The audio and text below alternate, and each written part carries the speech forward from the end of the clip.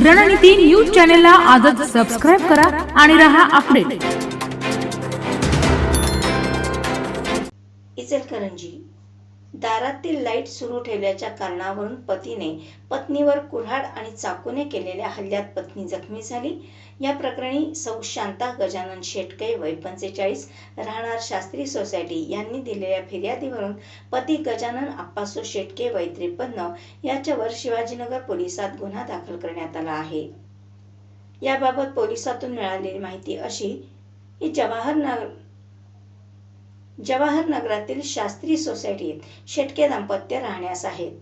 2 मार्च रोजी रात्री 11:30च्या सुमारास झोपेतून जागे झालेल्या पती गजानन शेटके यांनी दारातील लाईट का सुरू ठेवला असे म्हणत शिवीगाळ करत कुऱ्हाड हातात घेतली।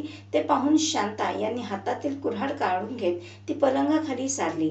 त्यावेळी गजानन यांनी ढकलून दिल्याने खाली पडलेल्या शांता यांच्या उजव्या डोळ्याला खुर्ची लागली। त्याचवेळी गजानन यांनी स्वयंपाकघरातील चाकू घेऊन शांता यांच्या उजव्या हाताच्या अंगठ्यावर वार केला।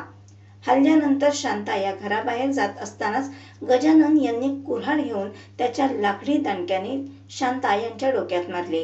यामध्ये शांता या जखमी झाल्या असून त्यांनी दिलेल्या फिर्यादीवरून गजानन यांना शिवाजीनगर पोलिसांनी अटक केली आहे। गजानन शेटके याला न्यायालयासमोर हजर केले असता 2 दिवसाची पोलीस कोठडी सुनावण्यात आली आहे।